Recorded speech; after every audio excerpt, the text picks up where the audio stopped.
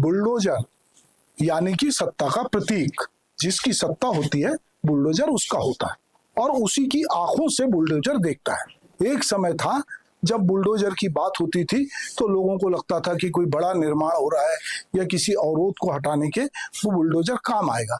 आज भारत में एक मशीन जो है सबसे ज्यादा राजनीतिक बहस के केंद्र में है, उसका नाम है बुलडोजर।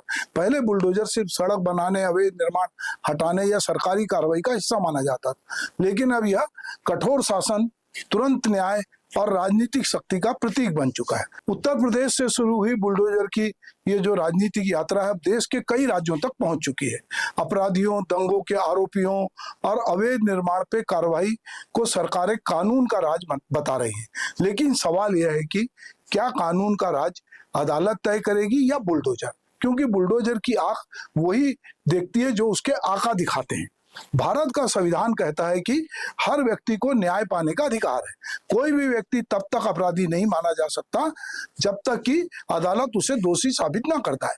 लेकिन हाल के वर्षों में कई ऐसे मामले सामने आए हैं जहां आरोपियों के घर पर, दुकान पर कुछ ही घंटों में बुलडोजर चल जाता है और यहीं से बहस शुरू होती है।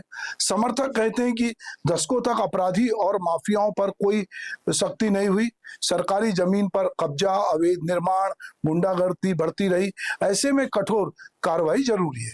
जनता का एक बड़ा वर्ग भी मानता है कि पहली बार प्रभावशाली लोगों में डर दिखाई दे रहा है। लेकिन आलोचक पूछते हैं, अगर किसी व्यक्ति पर आरोप है तो क्या प्रशासन अदालत है? पहले सजा दे सकता है? क्या यह संविधान के खिलाफ नहीं है? सुप्रीम कोर्ट ने 2024 में कहा था कि केवल आरोपी होने के आधार पर किसी का घर नहीं तोड़ा जा सकता। कोर्ट ने साफ कहा था कि सरकार कानून लागू कर सकती है, लेकिन कार्यपालिका न्यायपालिका की जगह नहीं ले सकती। कोर्ट ने कुछ अहम नियम भी तय किए। बिना नोटिस कार्रवाई नहीं, सुनवाई का मौका जरूरी है, वीडियोग्राफी जरूरी है और पूरी प्रक्रिया लिखित में होनी चाहिए। सबसे बड़ा सवाल निष्पक्षता का है। क्या कार्रवाई सबके खिलाफ समान रूप से हो रही है? क्या गरीब और कमजोर लोग ज्यादा निशाने पर हैं? क्या राजनीतिक और सांप्रदायिक पक्षपात दिखाई नहीं देता? भारत में करोड़ों लोग अनौपचारिक जो है बस्तियों में रहते हैं, जिसको हम अवैध झुग्गी झोपड़ी भी बोलते हैं, अवैध कॉलोनी बोलते हैं।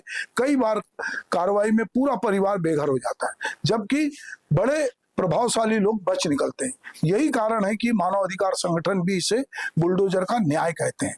लेकिन दूसरी तरफ यह भी सच है कि शहरों में अवैध निर्माण, नालों पे कब्जा और सरकारी जमीन पे अतिक्रमण गंभीर समस्या बन चुकी है। यदि सरकार कार्रवाई नहीं करेगी तो कानून का डर खत्म हो जाएगा।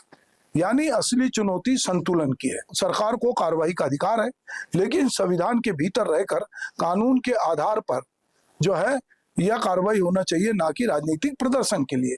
क्योंकि लोकतंत्र की ताकत बुलडोजर नहीं, न्यायपूर्ण प्रक्रिया होती है।